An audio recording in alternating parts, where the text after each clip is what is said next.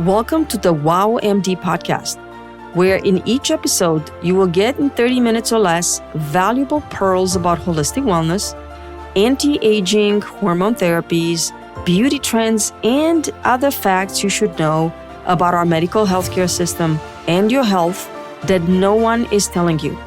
My name is Dr. Mirala Chernayanu. I am a conventional board-certified OBGYN physician who, after the loss of my father due to a careless and uncaring medical team, decided to retrain and seek certification in anti-aging and restorative therapies.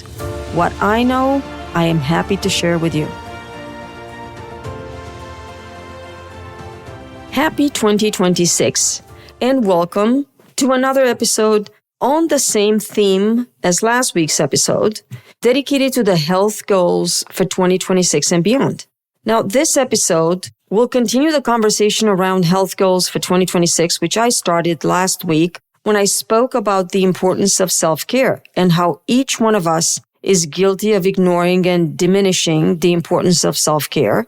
Therefore, each one of us is guilty of constantly not giving their body a chance to properly restore before beginning another day. And we are, let's face it, all of us guilty of simply just wanting to keep going. Obviously, we all believe that sleep is enough self-care, and we all engage and attempt self-care through sleep daily. We hope we are going to wake up restored and energized, but it does not happen for all of us. 50% of adults in the U.S. are suffering from a sleep disturbance and have serious difficulty sleeping enough time and experiencing sleep deep enough to allow restoration of their reserves. Now, this is not an episode about sleep. It's actually an episode about the healthcare expenses and where should you focus your goal and orient yourself. But I will do an episode about sleep pretty soon. So keep following and listening.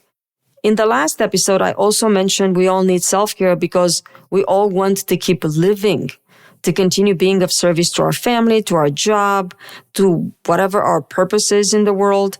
And last but not least, depending on how patriotic you feel, we also need self-care to serve our country and in general, the world around us. If you don't believe self-care is important, think about the fact that if you're not well, if you're not optimally well, you will not be able to help your family, your friends. You will not be able to accomplish your goals when it comes to your career, your job, or whatever you perceive to be your purpose in life. If you're not at the top of your game, if you're not properly rested and restored every morning, properly nourished by good food and good relationships, and last but not least, if you're not really feeling mentally and emotionally grateful for everything you have, if you're not happy and content with what you have, then you won't be optimally well, but you will simply do the best you can with what you have. It will not come close to what you're likely capable of. And without self-care, you have to be very realistic about the possibility you will achieve less, especially if you're not mentally clear and focused enough to be able to solve all the problems you need to solve. If you do not have the stamina and the endurance to see you through everything you need to do in a day for yourself and for all the others you care for. So I ended the last episode, which was focused on self-care, types of healthcare, and why is it so important, alluding to what's coming next. What should you know about your healthcare insurance plan in 2026? And it might seem that I'm jumping around from the topic of self-care to what you should know about your health insurance plan. Well, they are related. Bear with me as I will make the connection in a minute between your self-care and health goals and health insurance plan, because guess what? That's costing you a pretty penny, so it matters. First, in keeping with the tradition of setting goals at the beginning of the year, it is probably a good idea to have a conversation around the topic of where your health expenses might be best spent, where they might be going in the future, and what would be the type of expense that could bring value to your optimal well-being, to your actual health. Second, what if we all practice self-care? Physically, mentally, and spiritually self-care every day. Do you believe that we would be healthier people? Well, obviously the answer, I would give to this question would be yes. Because if we are healthier, we will need much less medical services. We will not need medication because hopefully we will not suffer from any chronic health conditions, or maybe only a few of us will. And in an ideal world, none of us will have any accidents or trauma or get cancer ever. Of course, this would mean we all lived in an ideal world, but none of us do. We do not live in this ideal world, which is utopia. In case you're not sure what utopia is, I'll give you the definition here. It is an imaginary, beautiful society where everyone is equal and we all live harmoniously together in a perfect society with ideal social, political, and economic conditions where there will be no suffering, no hate, and no need for greed because everyone has everything they need. Now, I know some, if not every single one of our political candidates paints a pretty picture about the society they promise you it will come under their leadership, which, let's be realistic, sometimes is downright utopian. I can't believe anybody would fall for all of these promises. Clearly, what they promise is unachievable, but does the unachievable promise apply to our health as well? It is interesting that one person, I'm referring to RFK, has started a health movement called MAHA, Make America Healthy Again, which is an extraordinarily lofty goal because we are sick people. There's a lot of Americans with a lot of health issues. I've presented a lot of statistics in the previous episodes about cancer, disability, diabetes, osteoarthritis, so on and so forth. So it's a huge utopian goal to make America healthy again, but it's a valuable goal. It's an amazing goal. And it has been met with a lot of derision and negativity. So why is being healthy so undervalued? Well, this is a complicated question, but let me ask you a simple question. And I know I'm jumping around a little bit here, but honestly, what I'd like to do is plant ideas and make you think. And this is obviously the purpose of these episodes. And sometimes I might ask you a bunch of questions, like I'm going to ask the next few questions. So think about this. Is it possible that dedicating more time, effort, and money to self-care could actually prevent the painful burden of chronic illness, cancer, or mental and physical disability, especially the one that comes with aging? Interesting question, right? I told you I'm going to connect self-care with the health stuff, right? Now, how important is self-care versus just buying health insurance and hoping it will help you prevent chronic illness, cancer, or an accident? So, are they the same? Do you think that by buying an expensive monthly premium, are you actually investing in your self-care? Because if you are under this belief, I would like to dispel that with this episode because that's not what's going to happen. Now, how important is having a health insurance plan when you are confronted with a chronic illness and you suffer a temporary or permanent disability or you get diagnosed with cancer? Well, we all know the answer to this question. It is very important to have a health insurance plan in line, up to date at that point, right? Not after you find out, but at the point. Here's another question for you. Do you believe we should be condemned to live with the burden of chronic disease like heart disease, high blood pressure, diabetes, arthritis, osteoporosis, and cancer, which is a disease of aging, simply because we are getting old? You can repeat that question, play me back if you want to.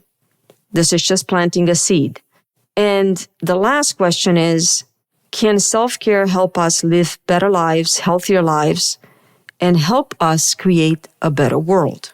Last but not least, can self-care save us money on expensive, especially very expensive treatments, procedures, and possibly avoid chronic illness and cancer? I don't have the answer to this question, but to me, it sounds like there might be a yes. So you see how self-care ties into the topic of health insurance. And this specific episode and the next week's episode are going to talk about what health insurance is, what is not, and what is the future bringing in terms of health expenses, health cost. So please stay with me, as I do believe I will bring to you a lot of information that is valuable and lots of things you probably have not heard of and have no idea. As you probably realize, health insurance is only there to help support treatment of disease. This should be a very simple and clear definition of what the purpose of health insurance should be. What health insurance is not? Well, health insurance is not for anything that has to do with maintaining your health. Health insurance does not pretend and actually discourages coverage of any services that have to do or promote self-care. Unless you have a disease with a diagnostic code and they have an approved treatment plan for that disease that might involve mindfulness or mindfulness-based stress reduction or other things, you are out on your own with any of these expenses. Your health insurance plan is very clear in the fact that it will not cover any new experimental, regenerative, restorative technologies or therapies that improve your longevity and optimize your well-being. They're very clear about that. Who's not clear about that? The people who buy the plan. The whole purpose of a health insurance plan is a covenant between you, who is paying a hefty amount every month to the health insurance company, and the health insurance plan to cover very specific medical conditions, and those are subject to limitations. These limitations are imposed by each plan, and they vary from plan to plan. So when people walk into the doctor's office and say, "Don't you know what my plan covers?" It's almost insulting, because no, we do not know what your plan covers, because there's so many plans out there and they cover so little and they vary so much from plan to plan, it's impossible for us to know.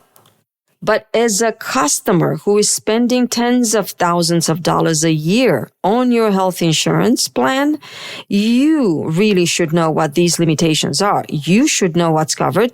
You should know what's not covered. And I bet $1,000 that you do not know.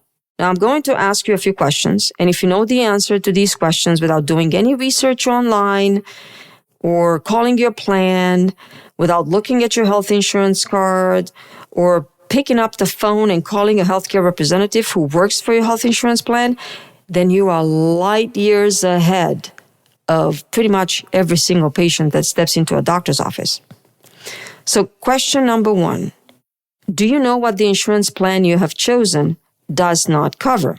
Because this might be a long list, and it will likely include a lot of things and therapies that you think or you believe should be covered, but are not covered.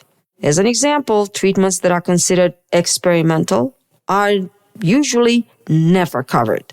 And health insurance plans consider many treatments as experimental. That will include some type of hormone therapy for menopause, intravenous vitamin therapy, peptide therapy, as well as any new technology that comes to the market, and it hasn't been formally embraced or accepted by the medical community. Remember, it will take decades for any technology to actually do that, especially if that treatment or technology supports longevity, delays aging, or might facilitate healing without an FDA-approved medication. It is guaranteed it will be considered experimental. Again, there are always two big arguments the insurance plans will use to reject your treatment, either not FDA-approved or not accepted by the medical community, therefore it's experimental, not within their rules and regulations. I sincerely hope that this information helps clarify why many medical services are denied and not covered. And I do hope that this information sets the expectation that you should never buy a health insurance plan believing it will keep you healthy, because you will not be healthy thanks to your insurance plan. If that's what you believe, open your eyes, because that's not what insurance plans are meant for. The insurance plan is meant for when you get sick. So I did say I'm going to ask you a bunch of questions. So the next question I'm going to ask you is, do you know what your copay is with your eyes closed? Do you know what your coinsurance is? Do you know your deductible? And do you know your maximum out-of-pocket cost? If you know all these numbers, like I said, you are light years ahead of pretty much every single patient walking into my office or any doctor's office, and you are much more educated, and you're really savvy and well set to have a very good outcome financially and medically because you understand and you are prepared.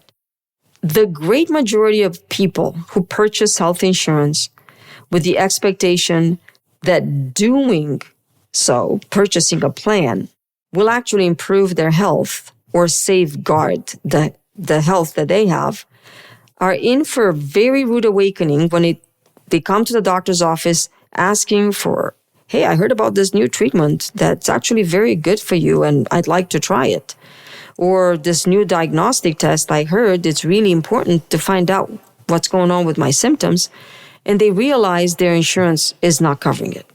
Everyone is aware health insurance is extremely expensive, and the cost of health insurance has gone up so high that it has become and is rapidly becoming extremely unaffordable. Many people sadly have to choose between health insurance expense and other important family expense that perhaps has been part of their daily life, but they now have to give it up because they can no longer afford both. It is sad. It's very sad. Yesterday, I had the privilege of taking care of a new patient, and when the discussion came to what strategies do we have to address her specific health issues, she was very honest and very clear and said, "Doctor, please guide me to whatever's going to get covered by my health insurance plan because it is so expensive and I have to pay so much.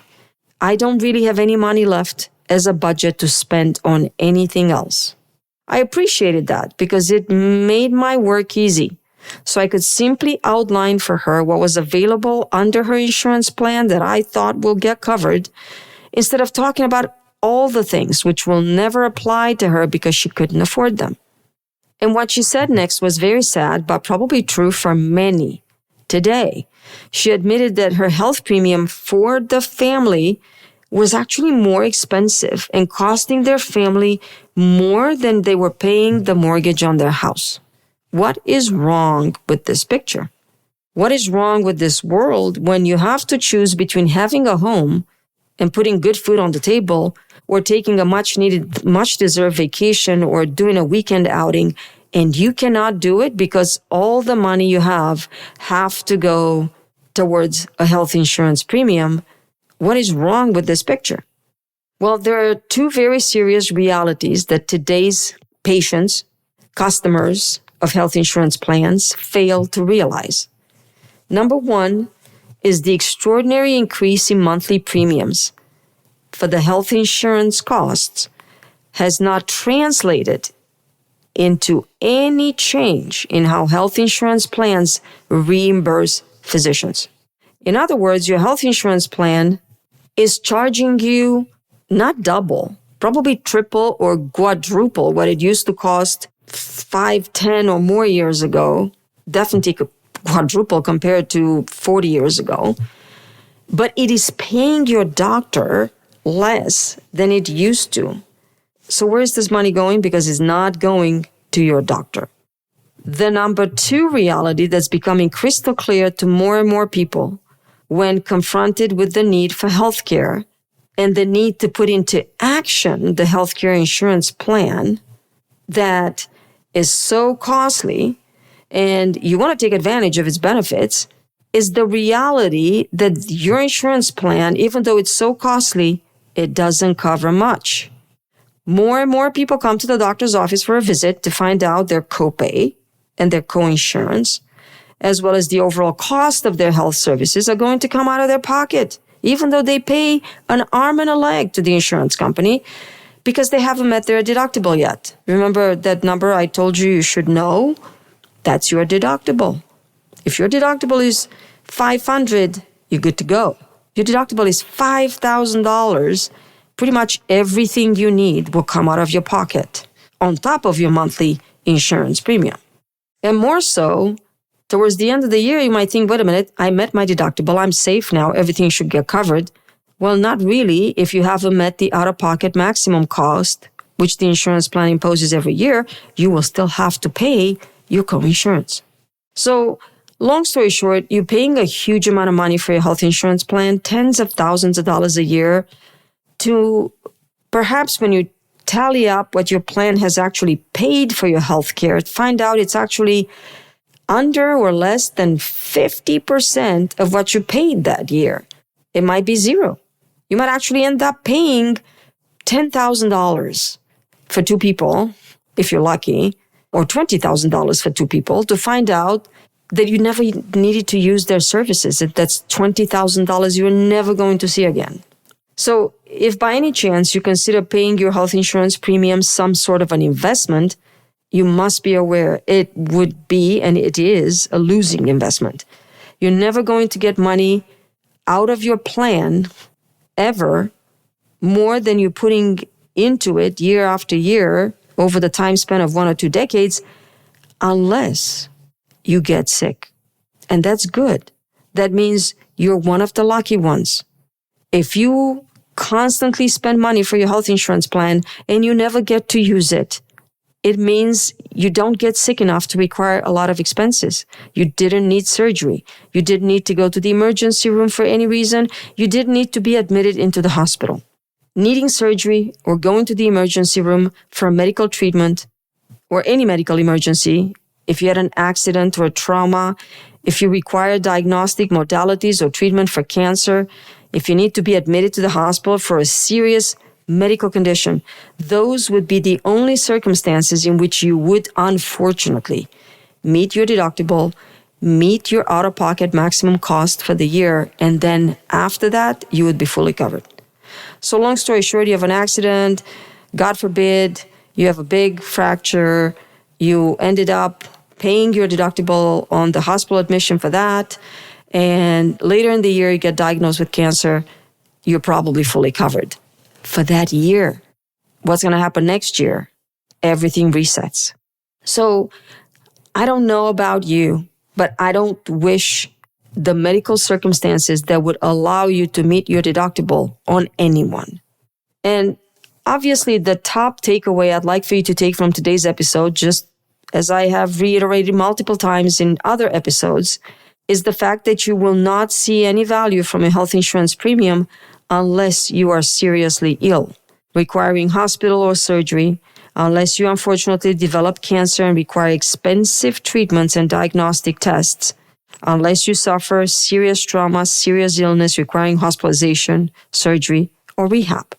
And not a single one of you listening to this podcast is wishing for any of these things. But this is the sad and true reality of why paying a very high health insurance premium will be useful to you for these specific circumstances. Serious illness, trauma, or cancer. That's it. The sad and harsh reality of the health insurance business is catching up with everyone.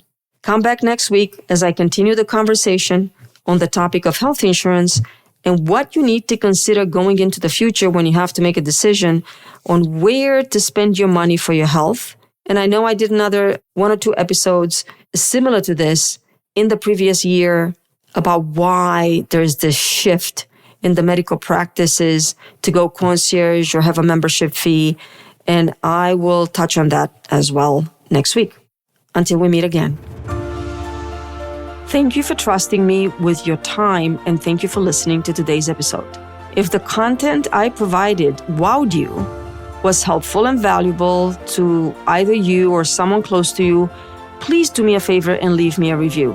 I am very open and welcome any kind of feedback as well as suggestions on any content ideas, so please forward those suggestions to Jessica, my patient care coordinator, through our website, herabeautyandwellness.com. And I look forward to our time together next episode.